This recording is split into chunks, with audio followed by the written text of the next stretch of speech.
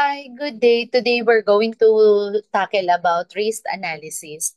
Our lesson objectives. At the end of this module, the student should be able to, number one, understand the importance of identifying and analyzing risk. And number two, know the criteria should be measured. And number three, know what level of risk a business encounter. So now, meron ditong nakalagay low risk workplace, average risk workplace, and high risk workplace. Actually, we already tackled this one nung mga nakaraang lesson. So please, balikan nyo na lang yun. I'll make it short na lang para at least hindi rin sobrang haba. Pag pinanood niyo hindi malaki sa data, no? So, like for example, sa low risk workplace, ito yung mga schools, offices, 'di ba? Kasi medyo kaunti lang naman yung mga ginagawa doon na hazardous. Talagang sa school mostly nakaupo lang, sa office ganun din. Yung mga high risk workplace naman natin, ito yung mga may high voltage, ito yung may construction area, mining area. So, yan yung mga example. So now, let's proceed dito. Sabi dito, whatever your role, it's likely that you need to make a decision that involves an element of risk at some point. Yung risk daw, it's made up of two parts. Sabi dito, the first one is the probability of something going wrong and negative consequence if it does. So, yung risk kasi, 'di ba, nahahati siya sa dalawang part.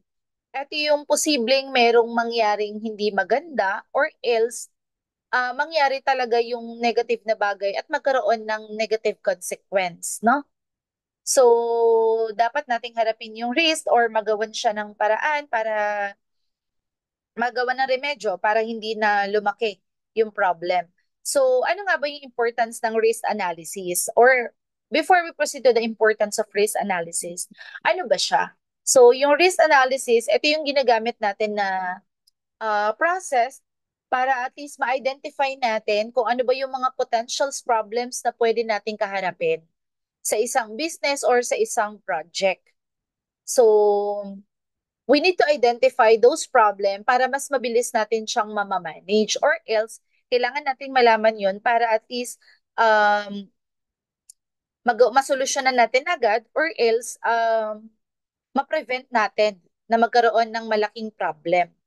So now, actually, sabi din dito, yung risk is sobrang complex, no? Mahirap talaga siyang aralin at mahirap tignan. Because kailangan mo ng maraming information. Like for example, yung mga project plan, yung mga data when it comes on the financial, mga security protocols, ayan. So, and other relevant information na kailangan. However, it's very essentials na magkaroon talaga tayo ng plano, ng mga tools para at least ma-save natin yung money natin, yung time, and then yung reputation ng isang company. Kasi 'di ba sabi nga natin, it's very important na um, talagang ma-maintain natin yung reputation ng ating company.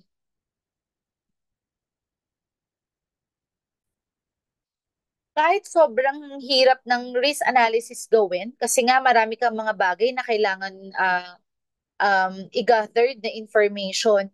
Pero sobrang laking tulong ng risk analysis sa isang company or sa isang business. Kasi again, sabi nga natin, it can save time, money, and reputations, no? So, kapag ka nabawasan yung mga panganib doon sa isang area, posibleng makasave siya ng money. So, paano ba yun? Paano ba yung scenario? So, I give you an example scenario. Like, for example, yung isang company, ayaw niyang bumili ng mga personal protective equipment kasi namamahalan siya. Pero may namatay na empleyado. So there is a possibility na masira yung reputation ng isang company. At pag may namatay na empleyado, mas malaki yung magiging gastos. Kumpara kung bumili na lang sana sila ng ng personal protective equipment or yung PPE na tinatawag natin kagaya ng hand gloves, hat, boots, depende kung saang trabaho gagamitin, 'di ba? So, napaka-importante niya kasi para malaman natin ano ba yung mga dapat nating gawin, ano ba yung mga dapat nating iwasan para mas lalo tayong makasave ng time, ng money, and ma-maintain natin yung magandang reputation ng company. Kailan ba natin, yan, sabi dito, when to use risk analysis. Risk analysis is useful in many situations. So, sabi nga dito sa ating module, no, yung pag-aaral ng risk analysis is talagang marami siyang natutulong with a different kind of situation, different kind of business field, and iba't iba pang klaseng mga scenario. So like for example, sabi dito, when you're planning project to help you anticipate and neutralize possible problem, when you're deciding whether or not to move forward with the project, actually sobrang dali lang naman iintindihin ng mga words na nakalagay dito. Ayan, sabi nga, it's very important yung risk analysis kasi pwede siya makatulong sa mga ganitong sitwasyon. Kagaya niyan, kapag daw may mga plano kang gagawin or may mga project kang gagawin sa business mo, it will help you na ma-anticipate kung ano ba yung mga possible problem na kakaharapin mo. Like for example, um, gusto mong magtayo ng hospital. So ano yung mga risk na na pwede mong kaharapin? So malaki nga naman yung kita ng ah, ng business na hospital. Pero marami rin yung mga panganib na nakaabang. So, dito pa lang, makikita mo na, kapag nag-risk analysis ka, makikita mo na kung ano yung mga possible scenario or possible problem na pwede mong kaharapin. And dito rin, makakatulong na makakapag-decide ka kung gusto mo pa bang mag-move forward with that project or hindi na. So,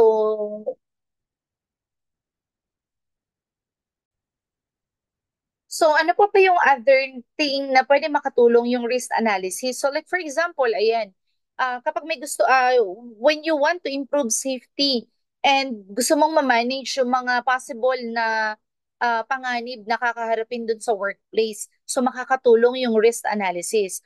Next is when you're preparing for event, kagaya ng equipment or technology failure, yung mga theft, staff sickness, or natural disaster. So, by creating a risk analysis, makakapag-plan B ka, plan A, plan B, plan C, di ba? Ano yung pwede mong gawin when it comes technology failure? Nagkasakit yung staff mo, nagkaroon ng natural disaster. So ano yung mga pwede mong gawin? And then when you're planning for changes in your environment, such as new competitors coming into the market or changes to government policy.